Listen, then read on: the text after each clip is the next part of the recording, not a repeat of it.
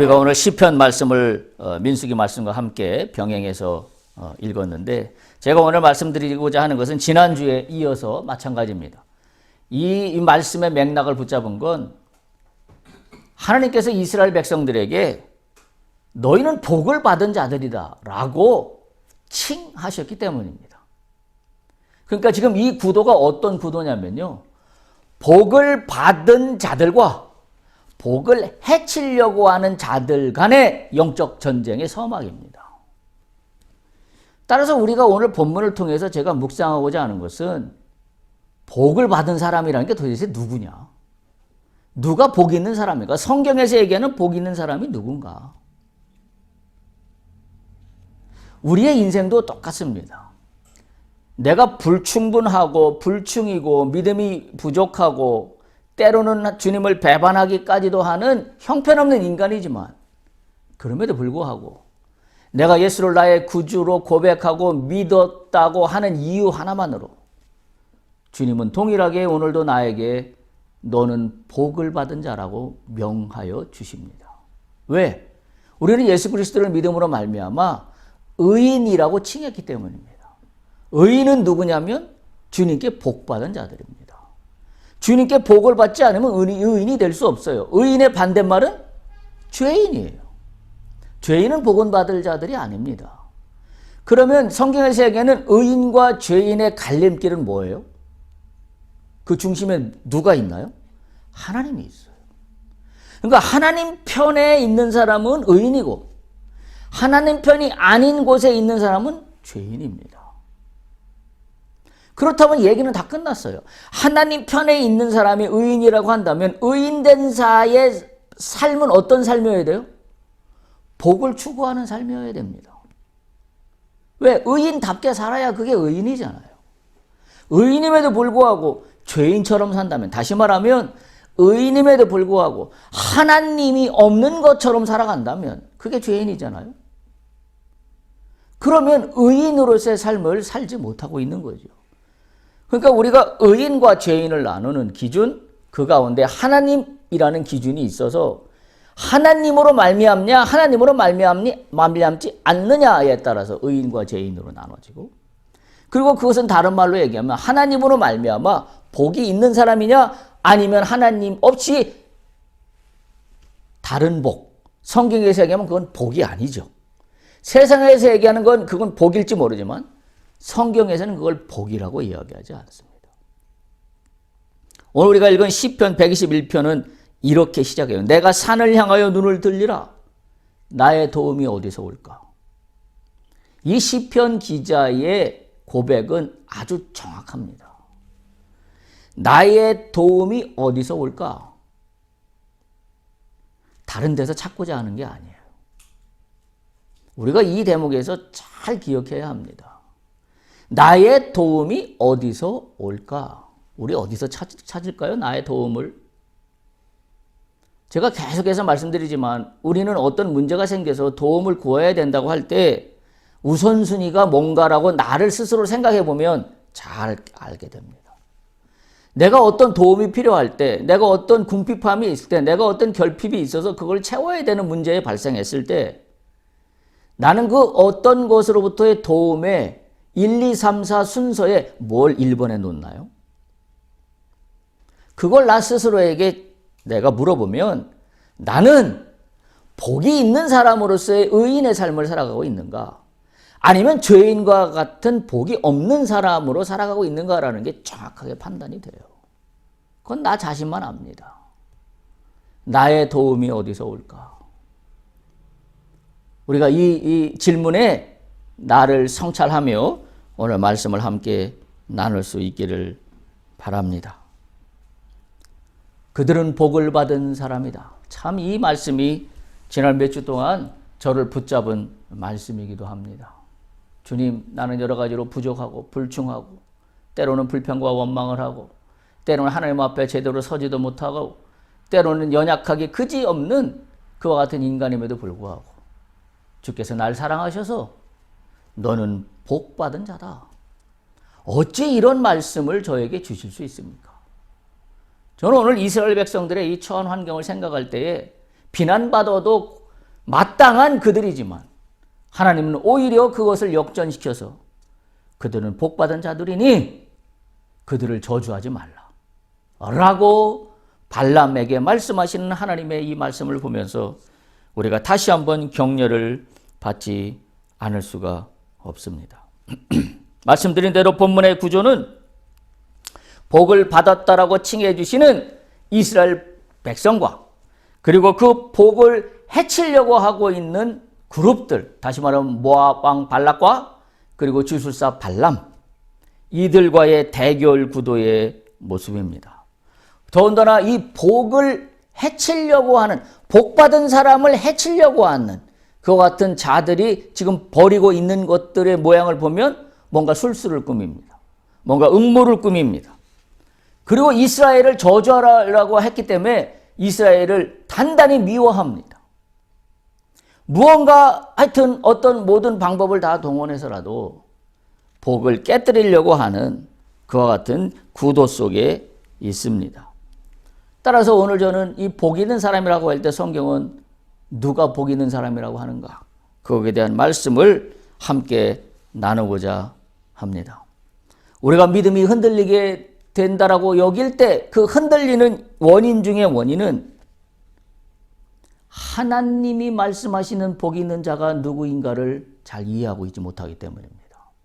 그러니까 어떻게 돼요? 우리는 하나님을 믿는 신앙을 갖고 있지만 우리의 복의 개념은 어디에 한정되어 있냐면 하나님의 복이 아니라 세상 사람들이 추구하는 복에 똑같이 놓여 있습니다. 그러니까 믿음이 흔들려요. 왜? 내가 생각하는 세상의 복과 복이 없다라고 여겨지거든요. 지금 이스라엘 백성들에게 복이 있습니까? 그냥 그들이 처한 광야의 상황을 놓고 보면 우리가 세상의 상식으로 보면 이스라엘 백성들이 복된 사람들입니까? 이스라엘 백성들이 뭐가 복된 사람입니까? 우리의 세상적인 상식으로 보면 그들이 재물이 넘쳐납니까? 아니면 잠자리가 편안합니까? 아니면 물이 충분합니까? 원하는 것을 내가 뭐든지 구하기만 하면 얻을 수 있습니까? 우리가 이 사실에서 굉장히 잘 깨달아야 돼요. 도대체 광야에 있는 이스라엘 백성이 뭐가 그렇게 우리의 상식으로 볼 때는 전혀 이해할 수 없는 상황인데 하나님 뭐라고 그러세요? 저들이 복받은 사람이라고. 이걸 우리가 어떻게 이해해야 할까요? 그러니까 우리가 오늘 말씀을 통하여 우리가 단단히 뜯어 고쳐야 되는 것은 내가 그리스도인이라고 하면서 내가 정의해 놓은 복의 개념을 완전히 뜯어 고쳐야 합니다. 그걸 뜯어 고치지 아니하는 한 내 믿음은 그냥 글씨로 쓸 수 있는 믿음이라는 글자에 불과해요. 거기엔 실체가 없습니다. 거기엔 능력도 없습니다. 거기엔 힘도 없습니다. 거기에 하나님의 권능이 나타나지 않습니다. 왜? 내가 추구하고 있는 복이 하나님이 말씀하시는 복과 거리가 있는 복을 추구하고 있는데 거기에 어떻게 하나님의 능력이 나타날 수 있겠습니까? 우리가 이걸 생각해 보면 돼요. 이걸 잊지 마세요. 광야에 있는 이스라엘 백성이 내 눈으로 볼 때는 뭐가 복받은 사람이에요? 근데 하나님이 보실 때는 복받은 사람이래요. 이거는 우리가 완전히 복에 대한 하나님의 시각으로 나의 개념을 바꿔놓지 않으면 지금 광야 40년을 떠돌고 있는 이스라엘 백성들이 복받은 자들이라는 사실을 전혀 이해할 수 없습니다. 전혀 이해할 수 없습니다. 그래서 오늘 말씀의 제목을 그렇게 정했습니다. 지난주는 그들은 복받은 자들이다 이렇게 정했는데 오늘은 그거에 이어서 누가 복 있는 자인가 라는 제목으로 함께 말씀을 나누고자 합니다. 민수기 본문은 4명의 당사자가 등장합니다. 첫 번째는 모압 왕 발락이에요. 그리고 두 번째는 부돌에 있는 주술사 발람. 그리고 세 번째는 하나님. 그리고 네 번째는 이스라엘 백성. 이 사자예요. 잘 생각해 보면 우리가 살아가고 있는 내가 처한 인간의 환경, 내가 처한 상황 속에 늘 이 사자의 구도 속에 있습니다. 모압 왕 발락, 무엇인가 일을 꾸미고 있는 사람입니다. 일을 꾀하고 있는 사람이에요. 꾀가 있는 사람입니다. 모압 왕이 꾀가 있으니까 부들에 있는 발람의 주술사에게 사신을 보내지요. 자기가 갖고 있는 꾀예요. 여러분, 그걸 지혜하고는 혼동하면 안 돼요. 우리가 세상에 살아가면서 다른 사람들과 일을 할 때, 협업을 할 때 넘어지는 이유가 있어요. 그 사람들은 자기의 목적을 위한 꾀를 냈는데 나는 어떻게 생각하냐면 그 사람이 굉장히 지혜 있는 사람이라고 착각해요. 왜 그런 문제가 발생하나요? 이유는 다 하나예요. 내가 주님이 주시는 복이 무엇인가에 대한 정확한 깨우침이 없이 뭐만 쫓아가요? 세상에서 얘기하는 복이라는 기준만 쫓아가니 혹하는 사람이 얘기하는 혹하는 꾀임에 나는 그것이 마치 하나님이 보내신 천사의 지혜처럼 착각하고 마는 거죠. 그래서 결과는 어떻게 되나요? 상처만 남습니다. 후회만 남습니다. 그리고 그 일이 또 반복됩니다. 두 번째 당사자는 발람이에요. 뭔가 영적인 해를 가할 어떤 능력을 갖고 있는 사람입니다. 우리로 얘기하면 어떤 재물이 있거나 어떤 권력이 있거나, 그죠? 그래서 우리는 그 사람에게 도움을 요청하라고 하려고 하잖아요. 꾀를 내서. 그리고 그 모든 것들을 통치하시는 또한 당사자 하나님이에요. 하나님이 허락하셔야만 이 일은 일어납니다. 하나님이 허락하시지 아니하시면 이 일은 일어나지도 않고 설령 일어난다 하더라도 실패하고 맙니다. 그리고 마지막 네 번째 당사자 이스라엘 백성이에요. 이스라엘 백성의 상황은 지금 뭐예요? 아무것도 모르고 있어요. 내 백그라운드, 내 주변에 어떤 상황들이 전개되고 있는지 아무것도 모르고 있어요. 그러니까 문제는 간단한 거예요. 내가 영적으로 깨어있지 않으면 내 주변에 어떤 일이 나를 해치려고 하는지 나는 전혀 깨달을 수 없어요. 기도하지 않으면, 성령의 은혜에 붙잡혀 있지 않으면, 말씀의 중심으로 세워져 있지 않으면 내 주변에서 어떤 일들이 펼쳐지고 있는지 전혀 깜깜입니다. 그리고 나서 내 뒷다리를 걸어 나를 넘어뜨릴 때 그때서야 깨닫습니다. 아, 이런 일이 왜 일어났는가 곰곰이 생각해 보니 그래, 그러한 어떤 그 전초전이 뭐가 있었네 라고 그때 가서 깨닫게 되는 거죠.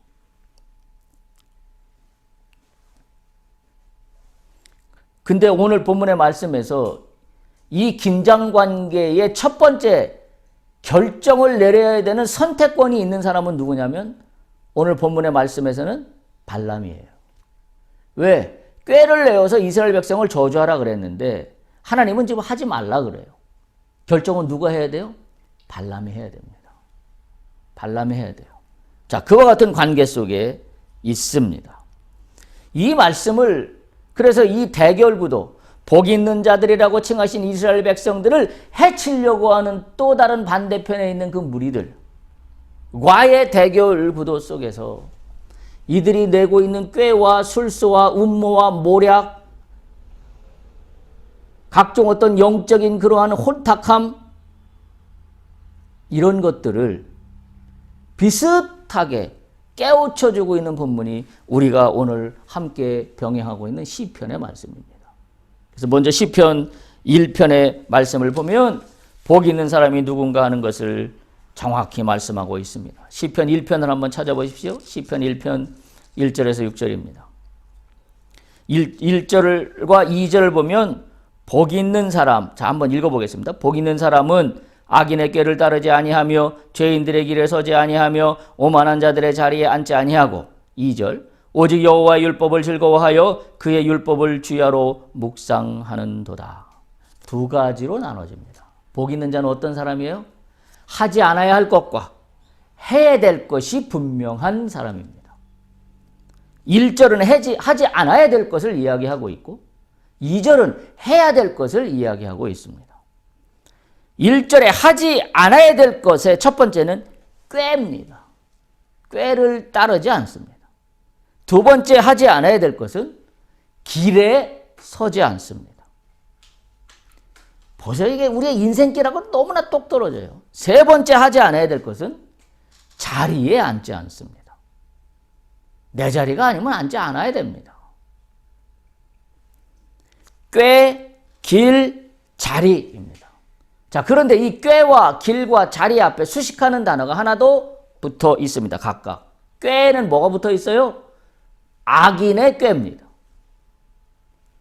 길에는 어떤 말이 붙어 있어요? 죄인의 길입니다. 자리에는 어떤 말이 앞에 붙어 있어요? 오만한 자가 붙어 있습니다. 그러니까 이런 거죠. 악인의 꾀, 죄인의 길, 오만한 자의 자리. 조금 더 쉽게 이해하기 위해서 제가 여러 가지 버전의 성경 본문들을 찾아봤습니다.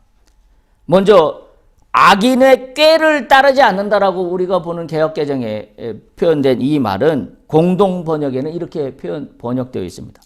악을 꾸미는 자리에 가지 아니한다.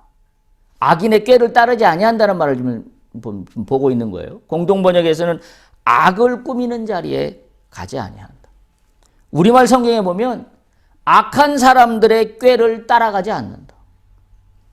메시지 성경은 재밌게 표현해놨어요. 유진 피터슨 목사가 쓰신 망할 길에 얼씬거리지 않는다. 이게 악인의 꾀를 따르지 아니한다. 망할 길에 얼씬거리지 않는다. 쉬운 성경을 보면 이렇게 표현해놨습니다. 나쁜 사람들의 꼬임에 따라가지 않는다. 이게 악인의 꾀를 따르지 않는 겁니다. 참 유진 피터슨의 메시지 성경이 아주 더 직접적이에요. 망할 길에서 얼씬거리지 않는다. 우리 참 가만히 생각해 보면 망할 길에서 얼쩡대는 게 너무나 많아요. 왜? 당장은 이득을 볼 것 같아서. 망한다는 거는 당장 망하는 걸 의미하지 않아요. 서서히 죽어갑니다. 두 번째, 죄인의 길에 서지 않는다라고 개역개정에 이야기한 것은 공동번역에 보면 이렇게 표현해 놨습니다. 죄인의 길을 거닐지 아니한다. 우리말 성경에 보면 죄인들의 길에 서지 아니한다. 개역개정과 비슷하게 번역해 놨고요. 유진 피터슨 목사의 메시지 성경에 보면 죄인의 길에 서지 않는다를 이렇게 번역해 놨어요. 죄악 소굴에 들락거리지 않는다. 가지 않아야 될 때를 안 가는 겁니다. 죄악 소굴에 들락거리지 않는다. 여러분 우리 창세기에 나오는 그 소돔 이야기 나오잖아요. 거기를 들락거리지 않아야 돼요. 거기를 자꾸 들락거려요. 우리로 얘기하면 뭐예요?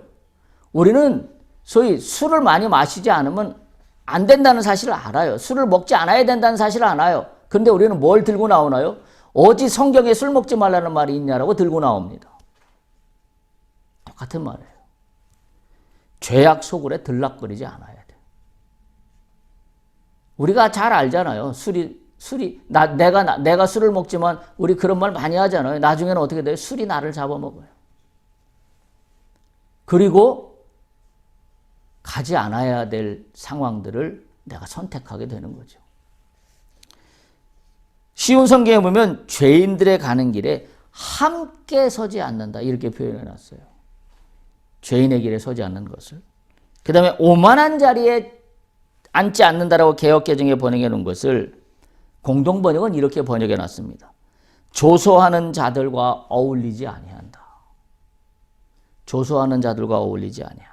우리말 성경에 보면 남을 업신여기는 사람들과 자리를 함께하지 아니한다. 그게 우리말 성경이에요. 남을 업신여기는 사람들과 자리를 함께하지 아니한다.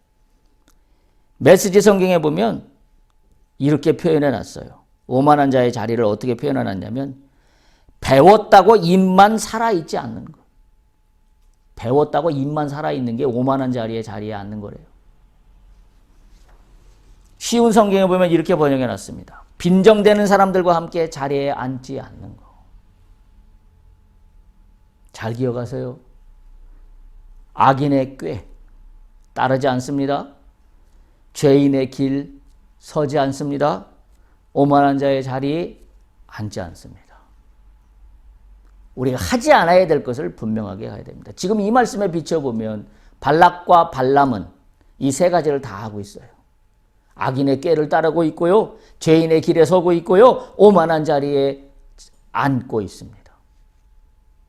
아주 시편 1편의 1절 말씀이 오늘 발락과 발람이 펼치고 있는 이 이야기와 똑 떨어지는 그런 교훈의 말씀입니다. 두 번째 해야 되는 겁니다. 2절에 나와 있죠. 1절 2절에 시편 1절 2절. 오직 여호와의 율법을 즐거워하며 그의 율법을 주야로 묵상하는도다. 율법을 어떻게 한다고요? 두 가지예요. 율법을 첫 번째 즐거워합니다. 그리고 율법을 어떻게 해요? 주야로? 두 번째 주야로 묵상합니다. 그러니까 오직 해야 될 건 하나예요. 하지 않아야 될 건 세 가지인데요. 악인의 꾀, 죄인의 길, 오만한 자의 자리. 하지 않아야 되는 건데 해야 될 것은 오직 하나입니다. 다른 데는 아무것도 없습니다. 율법 중심입니다. 말씀 중심입니다. 다른 대안이 없습니다. 우리가 선한 행동을 하거나 신앙생활을 어떻게 잘하는 것으로 대안이 있는 것이 아니라 오직 뭐예요? 말씀을 내 삶에 채우는 것만이 복이 있는 사람입니다. 그 말씀을 채워야 악인의 꾀를 따르지 않을 지혜가 생겨요. 그 말씀을 채워야 죄인의 길에 서지 않을 지혜가 생깁니다. 그 말씀을 내 삶에 채워야 오만한 자리에 앉지 않을 지혜가 생깁니다. 구별 능력이 생겨요. 판단 능력이 생겨요. 그 판단 능력이 생기지 않으니까 앉지 않아야 할 자리에 앉고 따라가지 않아야 될 길을 따라가고 서지 않아야 될 길에 서 있고 라는 문제가 발생하는 거죠. 바로 하나님의 마음을 품는 겁니다. 그게 말씀을 채우는 거예요. 하나님의 크심으로 나를 채우는 겁니다. 하나님의 자비와 긍휼, 사랑의 마음으로 나를 채우는 겁니다. 하나님의 세계를 나의 세계에 접목시키는 것. 그것이 말씀을 나의 삶에 채운다라는 그런 의미입니다. 즐거워하는 것은 그래서 하나님의 뜻을 깨닫고 기뻐하는 상태를 말하는데 이 즐거워한다는 것이 우리가 얘기하는 세상적으로 즐거워한다는 의미가 아니라 어디 안에서 즐거워하는 거냐면 말씀 안에서 즐거워하는 겁니다. 말씀 안에서 즐거운 거예요. 말씀은 제껴놓고 즐거운 게 아니라는 사실을 우리가 기억해야 합니다. 주야로 묵상한다는 것은 생각해 보세요. 주야로 묵상하는 것은 성경의 다른 해석을 보면 읊조린다라고 표현하고 있어요. 묵상하다는 말이 읊조린다라는 말이에요. 여러분 우리가 묵상이라는 단어가 최근에 이 큐티라는 그런 어떤 영적 프로그램들이 보편화되면서 묵상이라는 단어가 굉장히 보편화되어 있어요. 그래서 우리가 묵상하면 뭐라고 생각하냐면 그냥 눈 감고 명상하는 걸 묵상이라고 착각하고 있어요. 우리가 묵상한다는 게 어떤 거라고 착각하냐면 시간을 정해서 요 시간에 내가 저렇게 조용히 하나님의 음성을 듣는다고들 하지요. 참 하나님의 음성 듣는 법 참 난 정말 웃기지도 않는 비빔밥이라고 생각을 합니다. 그 시간을 정해놓고 하나님의 음성을 듣는다고 묵상을 해요. 묵상의 의미는 그런 의미가 아니에요. 성경에서 하는 묵상, 읊조리답니다. 읊조리다가 뭐예요? 24시간 중얼중얼하는 거예요. 이게 뭐예요? 말씀에 빠져있는 상태가 묵상하는 겁니다. 늘 뭘 하든지 그 말씀이 나에게서 늘 재해석되는 거예요. 내가 어떤 일을 선택하려고 할 때 말씀이 내 이 문제에 대해서 선택해야 될지 말아야 될지를 기준으로 삼아주게 만드는 거예요. 그게 묵상하는 겁니다. 읊조린다는 의미예요.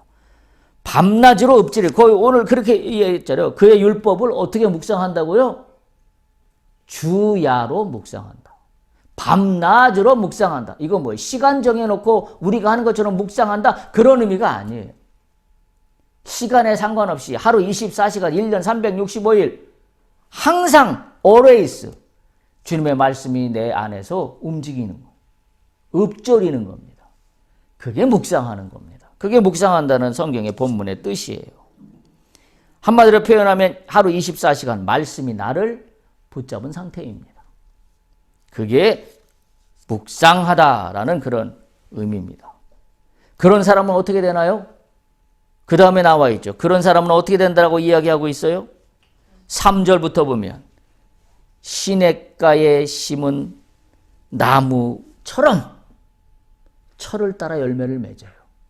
잘 보세요. 시냇가에 심은 나무가 철을 따라 열매를 맺는데요. 내가 열심히 해서 열매 맺나요? 내가 무엇인가를 만들어서 열매 맺나요? 아니에요. 지금 이와 이와 같은 사람은 시냇가에 심겨진 나무와 같아요. 사시사철은 누가 주시나요? 내가 사시사철을 주관하나요? 내가 주장해서 봄이 되고 여름이 되고 가을이 되고 겨울이 되나요? 철이 그런 겁니다. 시즌이에요. 아니잖아요. 이 철은, 계절은 하나님이 주관해서 우리가 그 눈을 떠야 돼요. 지금 성경은 뭐라고 얘기하고 있어요? 하나님이 주시는 계절에 따라 열매를 맺어요. 내가 계절을 주장하여서 봄이 되게 하고 여름이 되게 하고 가을이 되게 하고 겨울이 되게 했기 때문에 열매를 맺는다는 이야기가 아닙니다. 우리가 이 본문의 의미를 잘 해석할 수 있어야 합니다. 그랬더니 어떻게 돼요? 그런 사람은 잎사귀가 마르지 아니함 같다. 왜? 철마다 시냇물에서 생명수를 공급받기 때문에. 그리고 그가 하는 모든 일이 다 형통하리로다 라고 3절에 기록하고 있습니다. 반면에 복이 있는 자가 아니라 악인은 어떻게 된다고요? 시편 1편 4절에서 6절에 기록하고 있어요. 악인은 그렇지 아니하다 라고 하면서 4절에 보면 오직 바람에 나는 겨와 같도다. 뭔가 있는 것 같았는데 날아가 버려. 뭔가 붙잡은 것 같았는데 손을 펴보니 아무것도 붙잡은 게 없어. 왜 그래요? 시냇가에 심은 나무가 아니기 때문에 그래요. 악인의 꾀로만 쫓아다녔고 죄인의 길에 서 있었고 그리고 또 한 가지 또 오만한 자의 자리에 늘 자신이 먼저 올라가 앉아 있었기 때문에 붙잡은 것 같지만 붙잡은 게 하나도 없는 허망한 인생의 성적표만 붙잡게 됩니다. 그러면서 5절에 보면 이렇게 해요. 악인들은 심판을 견디지 못한다. 여러분 나중에 발람의 이야기를 알고 민수기에서는 발람의 그 이후 히스토리가 나와 있지 않지만 다른 성경을 보면 나중에 발람은 죽습니다. 성공한 것 같지만 죽습니다. 결국 악인들의 최후입니다. 그리고 의인의 모임에 들지 못한다라고 5절에 분명히 이야기하고 있어요. 심판을 견디지 못하고 의인들의 모임에 들지 못한다. 의인들의 모임이 뭐예요? 누구예요? 복이 있는 사람이에요. 복이 있는 사람들의 그룹에 끼지 못해요. 그게 악인입니다. 그러면서 6절에 결론적으로 이렇게 얘기하시죠. 의인의 길은 여호와께서 인정하시나 악인들의 길은 망한다. 여러분 우리가 복 있는 자의 자리에 들어가는 것은 선택의 문제가 아니에요. 하나님께서 분명하게 말씀하고 있습니다. 1절과 2절을 잘 기억할 수 있길 바랍니다.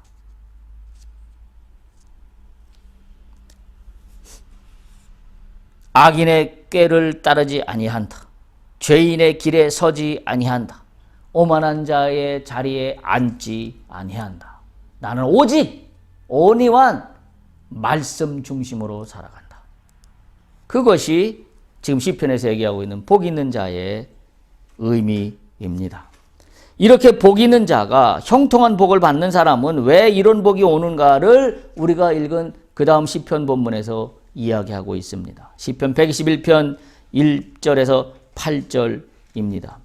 하나님이 누구신가를, 하나님이 나에 대해서, 복 있는 나에 대해서 무엇을 어떻게 하시는가를 말씀하고 있는 본문의 구절이 아닐 수가 없습니다.